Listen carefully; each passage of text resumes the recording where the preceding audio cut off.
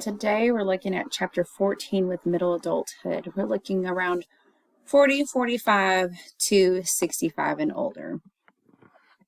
Lots of things are happening and changing. If you look at Erikson's stage, he has generativity versus stagnation. This is when we have children, they're getting older. We're starting to leave a legacy for our children and realize that we need to do things to help our kids be a little bit better. We want this to be a better place for our children. We want to do something. We see a need or an issue and we're willing to work on it and fix it so that next generation will be better than where we left them. If you experience stagnation, you're going to kind of almost feel as if you're on that hamster wheel and you're just kind of repeating it and you're not making any action. This is when you just kind of maybe have stayed at the same job since high school, or just there's not any changes and you're very focused in on you. You can feel like you're treading water. That doesn't mean if you're in a job from high school and you're at this stage, it doesn't mean you will experience stagnation, but that's what can happen when you just kind of get on that hamster wheel and you just are worried about you and focused in on you rather than the next generation. You develop generativity just biologically. How generative your parents were, your work can help you develop generativity, and then your culture as well. So Erikson's stage is really pretty powerful and interesting to see. If we don't experience generativity, then we can become that crotchety old person who's really struggling with some things. So Levinson, he did a study and he looked at lots of interviews and realized that the transition to middle adulthood lasts about 5 years, so between 40 and 45. And in these, you have these four major conflicts that you're trying to work through. So the first one is being young versus being old, where you're really kind of worried about, you don't want to be too young, but you don't want to be old. And so you're kind of trying to find that happy medium in between there. Maybe dressing still fashionable, but not hipster or very young. Like if crop tops are in, you may or may not be comfortable wearing a crop top, but finding a way to still follow that fashion, but without being too old or trying to be too young. And you're trying not to be too old too. So you're trying to find your happy medium. Destructive versus being constructive. Well, before we were kind of maybe destructive in some of the things that we were doing. Maybe you were having some family issues and you just totally cut them off. Now you may be focusing on being more constructive and trying to get the entire family back on track. So you're trying to build relationships rather than destruct them, really just any aspect of destruction versus construction. Being masculine and feminine. When we were younger, there were very clear roles for masculine and feminine. And as we get older, those roles don't matter as much to us. And so we kind of find a balance between them. For instance, when I was growing up, my dad, he rarely cooked unless it was on the grill. As we got older, he became the primary cook at the house. And it may have been something with my mom was working at the time as we were getting older and didn't when we were younger. But slowly and surely he started doing stuff. And then I would see her doing things that were more masculine, like mowing the lawn and doing some of those things. And so we kind of realized that it doesn't really matter anymore. Things need to get done, or there's interests that we have that might have been more predominantly female or male, and that we're okay to pursue them. And then the last conflict we're looking at is being attached to others versus being separated from them.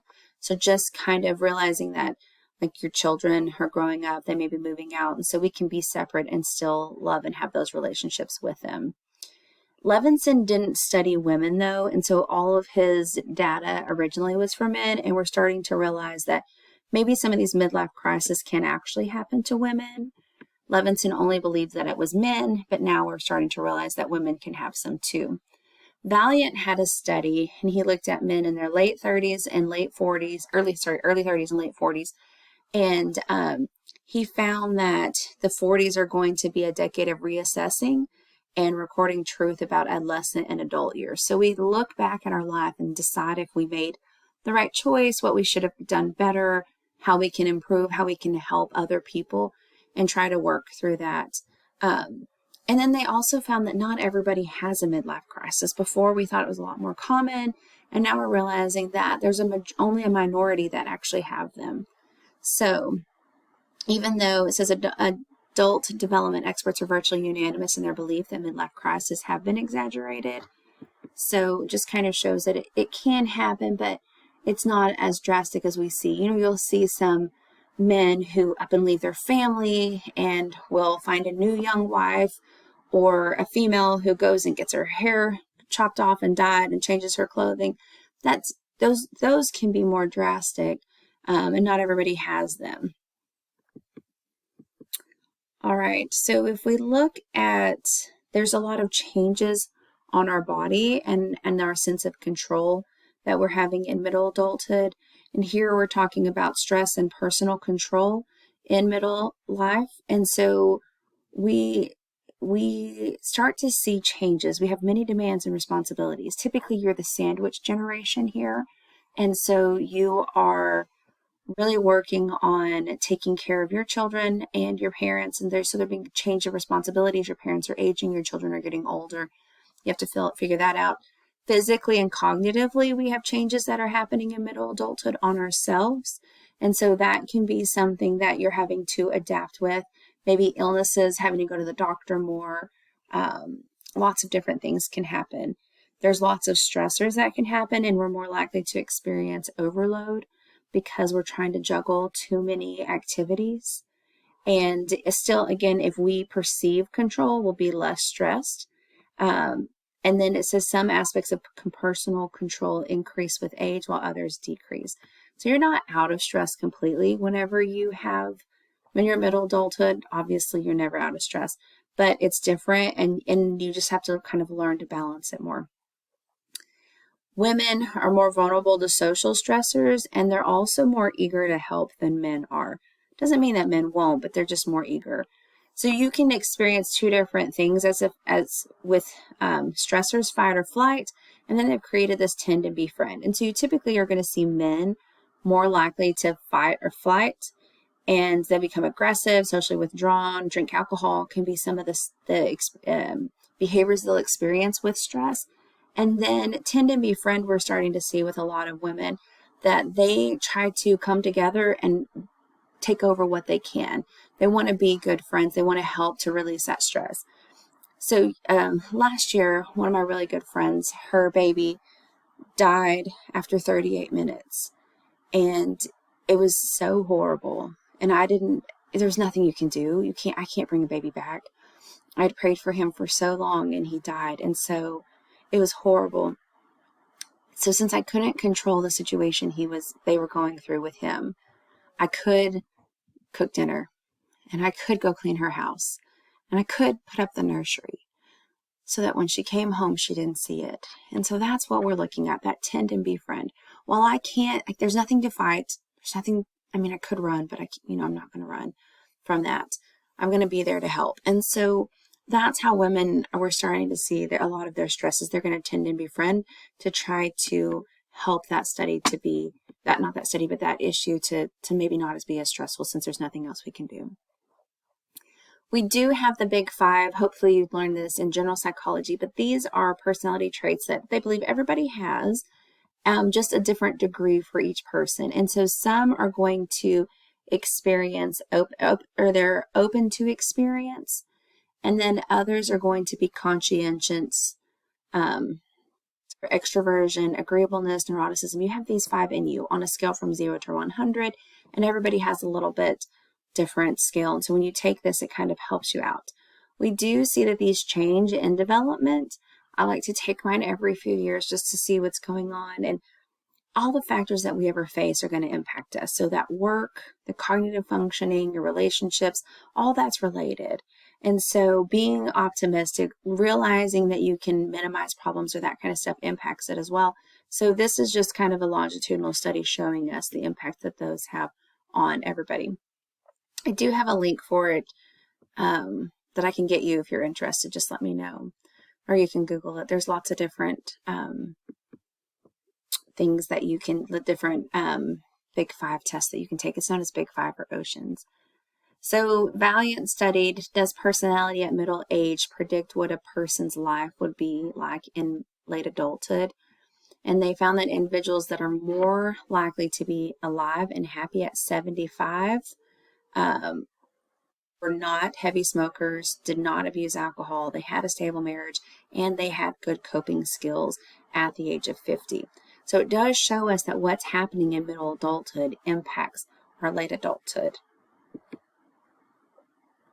So personality traits continue to change into late adulthood. They may be small, you may not notice them, but they do change. And so it's really exciting to know that you can change and adapt your relationships. So looking at love, marriage, and divorce at middle life, we're looking at most marriages, most people are satisfied with their marriage if they are engaged with mutual activities and they have good health. That really helps to be happy with your marriage. Divorce is still a thing. It decreases. It has decreased over time for young adults, but increased for middle adulthood. And lots are not even remarrying. They may just be cohabitating instead of remarrying. And you see this more with men, but it's something that's happening where we're ending one relationship, and then at some point another relationship starts and we just may not remarry. Empty nest syndrome is when we have our children leave. And research does show that there's a decrease in marital satisfaction after the children leave. And really that's because we can get caught up in our children and forget to work on us as adults, as a married couple. And so that can be difficult. So you really have to make sure you're still nurturing that marriage when the children are little so that you're not going to lose it when they're older.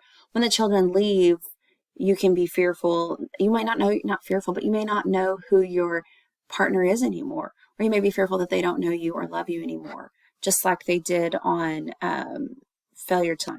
It was a cute movie with Sarah Jessica Parker and Matthew McConaughey, where his parents were really scared for him to leave. He was 30 something and he hadn't moved out, and the mom makes this really serious statement, genuine I guess, where she said, "I'm afraid that he won't love me anymore. We don't even know each other anymore." And so that can be scary. So there's a couple of things that you can do to make sure you're building on that. You need to make sure that you've built that relationship and you're spending time not just with the children, but also on you. And it says the quality of time the couple spends together is more significant than the quantity. So you just need good quality. You don't have to go out every weekend. You don't have to make it an hour-long conversation, as long as it's good quality. Marital satisfaction does increase after child rearing has ended. It's hard to raise kids. It's very stressful on a marriage. And so you have to realize that. And the greatest complaint of refilling the nest is that loss of privacy. So we kind of get used to not having those children anymore and that privacy. And then when they come back, it's an adjustment for everyone as well. So some parents don't let go of young adult children whenever they should. That's permaparenting, which is when we're not letting them just fully be out of the nest and we still take care of them. It can be hard. I mean, you're used to taking care of these kids, and so then all of a sudden you just let them be independent. That can be hard and scary. I know my husband and I, we've been married for over 13 years, and my dad still tries to buy us dinner all the time. He's like, "Do you need me to pay for you?" And I'm like, "No, I think we're okay." So we ask, go on vacation with him, and he'll say, "Do you need me to take care of this?" I'm like, "No, we're adults." But it can be hard for him. Helicopter parents are going to be parents that hover too closely just to ensure that their children succeed. And it can be hard. You don't want your children to fail, but they need to experience some hardship so that they can grow. And I know I've used the analogy of the butterfly opening the cocoon and strengthening their wings. But if we don't do that, if we do open it for them, they'll fall out and die. But if we let them struggle and strengthen those wings, then they will be successful. And then lawnmower parents is the same thing. They're also called bulldozer parents, but they just kind of go through large lengths to make sure that their children don't have adversity, stress, or failure. And it doesn't help them because that's not the world. And as easy as it would be as a parent to do that, we have to step back and let our children really grow and do what's best for them rather than us just trying to remove every obstacle for them.